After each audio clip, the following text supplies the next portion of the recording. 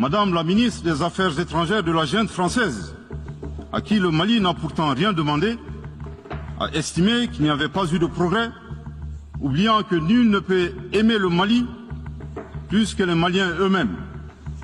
Sa position singulière et son adversité ne nous surprennent guère.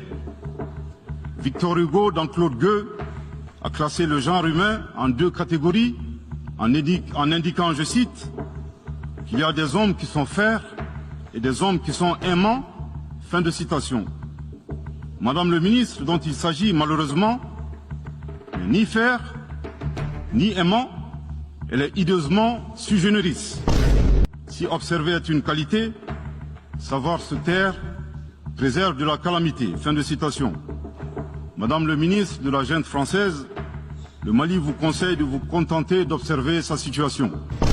Les autorités françaises, profondément anti-françaises, pour avoir régné les valeurs morales universelles et trahi le lourd héritage humaniste des philosophes des Lumières, se sont transformées en une junte au service de l'obscurantisme.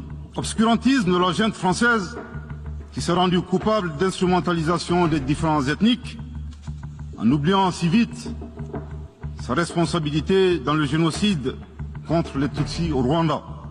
Coupable également de tenter désespérément de diviser les Maliens, enfants d'une même famille.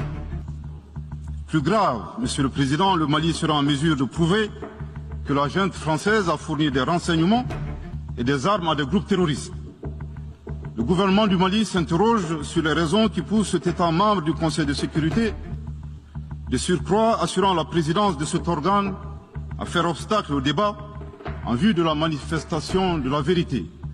Afin de se donner une bonne conscience, la junte française accuse le Mali de n'avoir pas été reconnaissant en se gargarisant de la mort regrettable de 59 soldats français au Mali lors de diverses opérations de lutte contre le terrorisme.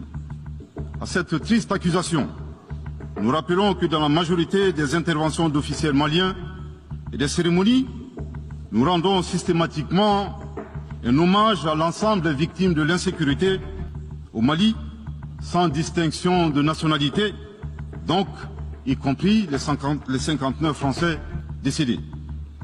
Aussi, nous les invitons à ne pas s'arrêter à si bon chemin et de remonter le temps, en passant par leur intervention en Libye, décriée par toute l'Afrique, sans oublier la participation forcée des milliers d'Africains à la Première et la Seconde Guerre mondiale, sans oublier la traite négrière qui explique le sort économique de beaucoup de pays.